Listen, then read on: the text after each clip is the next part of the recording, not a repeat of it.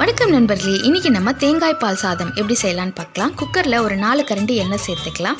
முழு கரம் மசாலா ஆட் பண்ணிடலாம். ஒரு 4 பெரிய சைஸ் வெங்காயத்தை கட் பண்ணி வச்சுருக்கேன், அதையும் சேர்த்துக்கலாம். 1 கப் புதினா சேர்த்துக்கலாம். 4 பச்சை மிளகாவை ஆட் பண்ணிடலாம். 2 தக்காளியை கட் பண்ணி வச்சுருக்கேன், அதையும் சேர்த்துக்கலாம். 1 ஸ்பூன் இஞ்சி பூண்டு விழுதையும் ஆட் பண்ணிடலாம். எல்லாத்தையும் சேர்த்து நல்லா வதக்கி விட்டுடலாம். நல்லா பச்சை வாசனை போகிற அளவுக்கு வதக்கி விட்டுடலாம். இந்த பதத்துக்கு வந்த பிறகு நறுக்கி வச்ச உருளைக்கிழங்குல சேர்த்துக்கலாம். 1 கப் பச்சை பட்டாணி ஆட் பண்ணிடலாம். எல்லாத்தையும் சேர்த்து நல்லா மிக்ஸ் பண்ணி விட்டுடலாம்.